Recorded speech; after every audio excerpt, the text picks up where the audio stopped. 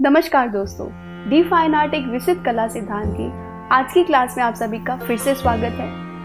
आज हम बात करेंगे इंडस वैली सिविलाइजेशन यानी सिंधु घाटी सभ्यता और उसकी कला के विषय में।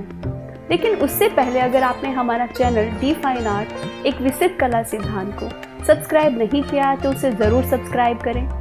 हमारे वीडियोज़ अगर आपको पसंद आते हैं तो उन्हें लाइक करें और अपने दोस्तों के साथ शेयर ज़रूर करें, ताकि समय समय पर कला के विषय में आपके पास अधिक से अधिक जानकारी पहुंचती रहे। इंडस वैली सिविलाइजेशन या सिंधु घाटी सभ्यता के समय के विषय में कुछ मतभेद है। कुछ विद्वानों ने इसे 4000 ईसा पूर्व से लेकर 3000 ईसा पूर्व तक का माना है, तो वहीं कुछ विद्वान इसे 2500 ईसा पूर्व से लेकर 1500 ईसा पूर्व तक का मानते हैं। सिंधु घाटी सभ्यता सिंधु नदी के आसपास ही मुख्य रूप से फैली फूली और विकसित हुई। इसी कारण इसे सिंधु घाटी सभ्यता के नाम से जाना जाता है। सिंधु घाटी सभ्यता में मुख्य रूप से हड़प्पा, मोहनजोदड़ो, कालीबंगा, रूपनगर, लोथल, आलमगीरपुर, धोलावीरा तथा अन्य कुछ स्थानों का वर्णन आता है, जिसमें हड़प्पा और मोहनजोदड़ो का कला इतिहास में विशेष स्थान है। समय के साथ साथ ये सभ्यता विलुप्त हो गई। हजारों वर्षों विलुप्त रहने के बाद सन 1922 में भारतीय पुरातत्ववेत्ता श्री ननी गोपाल मजूमदार ने सबसे पहले मोहनजोदड़ो में उत्खनन कार्य आरंभ करवाया।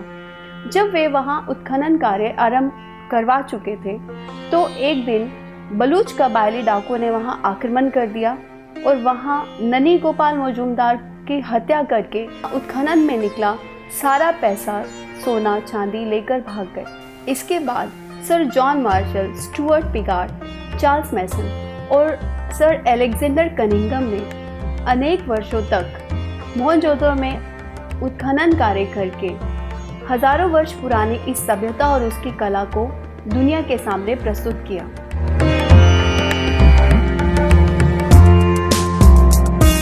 तो अब हम बात करते हैं सिंधु घाटी से प्राप्त कलाकृतियों और कलावशेषों के विषय में।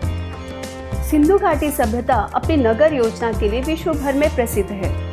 मोहनजोदड़ो के नगर योजना में भवन निर्माण, जल निकासी व्यवस्था, बाजार, सार्वजनिक स्नानागार आदि उस समय की आर्किटेक्चर यानी भवन निर्माण कला के विशेष उदाहरण हैं। उस समय के लोग बहुत ही सुंदरता से और बहुत ही सुघड़ तरीके से टेराकोटा की मूर्तियाँ, आकृतियाँ, आभूषण, मोहरे और मृद भांड यानी मिट्टी के बर्तन बनाने में दक्ष थे, जिनके अनेक अवशेष उत्खनन में मिले हैं, जो वर्तमान समय में भारत के नेशनल म्यूजियम नई दिल्ली में संरक्षित हैं। सिंधु घाटी से प्राप्त मृद भांडों अर्थात मिट्टी के बर्तन काफ़ी सजावटी हैं, जिन्हें देवी देवताओं के चित्रों, स्त्री आकृतियों और ज्यामितीय आकारों से सजाया गया है।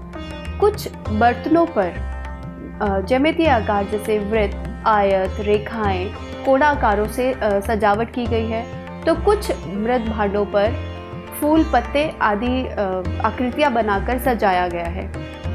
इन बर्तनों पर ज़्यादातर काले रंग के प्रयोग से सजावट की गई है। इसके साथ ही इन बर्तनों पर चमक और इन बर्तनों को स्मूथ सरफेस करने के लिए वार्निश जैसी किसी चीज़ का प्रयोग किया गया है, जो हजारों वर्षों के बाद भी जैसी की तैसी है। मृद भांडों और मूर्तियों के साथ साथ खुदाई से मिट्टी के बने मोती, पशु पक्षियों की आकृतियां भी प्राप्त हुई हैं। इसके साथ ही गाय, बैल, बकरी, बिल्ली, बंदर जैसे पशुओं के स्केलेटन्स भी प्राप्त हुए हैं। इसके साथ ही बहुत सी सजावटी मोहरे प्राप्त हुई हैं, जिनके ऊपर धार्मिक आकृतियों का अंकन किया गया है, संभवतः जिनका प्रयोग पूजा में या फिर व्यापार के लिए होता होगा। इसके साथ ही बहुत सारे सोने और चांदी के आभूषण भी प्राप्त हुए हैं, जो उस समय के लोगों की जो रुचि है आभूषण पहनने में या सजने संवरने में, उसको दर्शाते हैं। सिंधु घाटी सभ्यता से प्राप्त कला अवशेषों में dancing girl, male torso, bull seal, earthen pot, priest और मदर गॉडेस मुख्य हैं, जिनके बारे में आज हम चर्चा करेंगे। तो आइए सबसे पहले हम बात करते हैं डांसिंग गर्ल के बारे में। डांसिंग गर्ल मोहनजोदड़ो से प्राप्त एक कांसे यानी ब्रोंज की बनी हुई एक मूर्ति है, जिसमें एक नर्तकी की आकृति बनाई गई है। इसमें इसका दायां हाथ हिप पर रखा हुआ है और बायां हाथ बाईं टांग के ऊपर आगे की तरफ को रखा हुआ है। बायां हाथ में पूरी चूड़ियां भरी हुई हैं। सिर जो है ये थोड़ा सा टिल्टेड है, जैसे किसी परफॉर्मेंस के बाद थोड़ी सी थकान का इम्प्रेशन दे रहा है, और बालों को रिबन की सहायता से पीछे की तरफ बांधा गया है। ये sculpture presently national museum new Delhi में संरक्षित है, और वर्तमान टाइम में आप इसके स्पेसिमेन कॉपीज़ यानी सेम तरह का जो स्टैचू है उसे टेराकोटा में भी प्राप्त कर सकते हैं। डांसिंग गर्ल के बाद अब हम बात करते हैं मिल टोरसो की।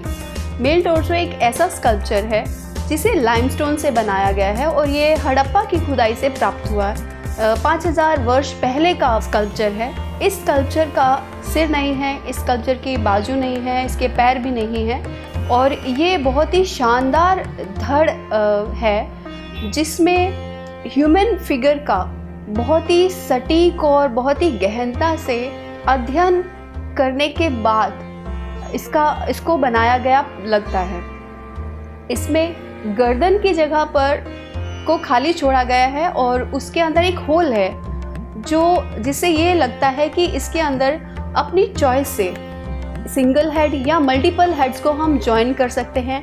ऐसा ही इसके बाजुओं के साथ भी है। बाजू की जगह पर भी खाली है, वहाँ पर बाजू जोड़े नहीं गए हैं, बल्कि एक होल जैसी जगह रखी गई है। संभवतः यहाँ पर भी अपनी मर्जी से, जैसे पहले टाइम में देवी देवताओं की 4 भुजाएं होती थी, 4 भुजाएं दिखाई जाती थी, उसी तरह से ये 2 या उससे ज़्यादा बाजुओं को जोड़ने के लिए इन्हें खाली छोड़ा गया हो।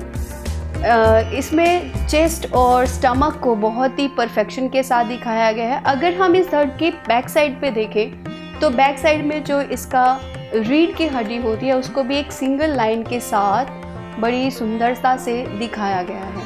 मिल टोरसो के बाद हम बात करते हैं बुल सील की। बुल सील मोहनजोदड़ो की खुदाई में प्राप्त की गई एक मोहर है जो स्क्वायर शेप में है, चौकोर आकार में है, और इसे वाइट स्टोन में बनाया गया है, इनग्रेविंग करके बनाया गया है। इस सील के ऊपर एक बुल को अंकित किया गया है, एक बैल को अंकित किया गया है, जिसमें उसकी पूरी स्ट्रेंथ के साथ शो किया गया है। और ये एक बहुत ही सुंदर और शानदार एग्जाम्पल है एनिमल स्टडी का, कि उस समय में भी लोगों के पास इतना ज्ञान था मूर्तिकला को लेकर या एनग्रेविंग को लेकर, कि उन्होंने पशुओं की स्टडी करके उस पर सील्स पे उनका अंकन किया। इसमें बुल के बहुत ही लंबे सींग बनाए गए हैं। गले के नीचे एक झालरदार जो है वो फ्लैश, उसका मांस लटकता, उसकी स्किन लटकती हुई दिखाई गई है, जो बहुत ही रियलिस्टिक लगती है। इसके चौकोर साइज जो है वो ये चीज़ बताता है कि ये जो सील है इसका उपयोग जो है उस समय में कमर्शियल पर्पस के लिए किया जाता होगा, या फिर इस सील को एज अ तावीज़, जैसे प्रोटेक्शन के लिए तावीज़ के रूप में या आइडेंटिटी के फॉर्म में किया जाता होगा। इसमें इस सील के अंदर एक तरफ त्रिशूल भी बनाया गया है जो भगवान शिव का प्रतीक है, और संभवतः ये पूरी जो सील बनाई गई है ये शिव के जो बैल थे नंदी, उसका एक पिक्चोग्राफ है, उसकी एक अंकन है जो अपने आप में ही बहुत खूबसूरत है। बुल सील के बाद हम बात करते हैं अर्दन पॉट की, यानी एक मिट्टी के बर्तन है ये, जिसे टेराकोटा से बनाया गया है। टेराकोटा होता है कि पकाई गई मिट्टी से बनाए गए बर्तन। पहले कुम्हार के चाक पर यानी व्हील पर, पॉटर व्हील के ऊपर मिट्टी से वो बर्तन बनाए जाते हैं, फिर उन्हें आग में पकाकर पक्का किया जाता है। इसके बाद इसके ऊपर पेंट करके और उसके बाद फिर काले रंग से रेखाओं, चक्र और वृत्त आदि के डिज़ाइन बनाकर इनको सजाया जाता है। और उस समय में हड़प्पा और मोहनजोदाड़ो से जो भी पॉट, जो भी इस तरह के बर्तन मिले हैं, उनका प्रयोग जो है अनाज के स्टोरेज के लिए, अनाज के संरक्षण के लिए किया जाता था। और इन पर पेंट करने के बाद एक ऐसे पदार्थ का, एक ऐसे मटेरियल का यूज़ किया जाता था जिससे इनमें एक खास तरह की चमक बनी रहे। और उस समय इस जार पर प्रयोग किया गया वार्निश के जैसा जो मटेरियल है वो इतना क्वालिटी में इतना अच्छा है कि जिसकी चमक आज भी बरकरार है। अर्दन पॉट के बाद अब हम बात करते हैं मदर गॉडेस की। मदर गॉडेस टेराकोटा में बनी एक ऐसी मूर्ति है जिसमें एक फर्टिलिटी या प्रोस्पेरिटी की गॉडेस को बनाया गया है। इस मूर्ति में सर के ऊपर एक मुकुट जैसा कुछ आभूषण पहनाया गया है। बहुत ही छोटी C small C pinch nose है। आँखों की जगह पर दो छोटे छोटे बॉल्स लगाकर, मिट्टी की बॉल्स लगाकर आँखों को दर्शाया गया है।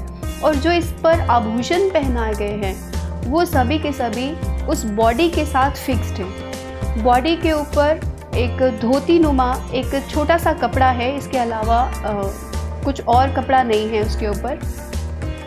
और ये जो मूर्ति है संभवतः उस समय के लोग क्योंकि ज़्यादातर कृषि पर निर्भर थे, तो उन्होंने एक प्रॉस्पेरिटी और फर्टिलिटी की देवी के रूप में इसकी पूजा करने के लिए ऐसी मूर्तियों की रचना की होगी। तो आज की क्लास में सिंधु घाटी सभ्यता और उसकी कला के विषय में इतना ही। हम अगली क्लास में फिर मिलेंगे एक नए टॉपिक के साथ। तब तक आप हमारी वीडियोस को देखते रहिए, उन्हें शेयर और लाइक करते रहिए और हमारा चैनल डी फाइन आर्ट एक विशिष्ट कला सिद्धांत को सब्सक्राइब करना ना भूलें।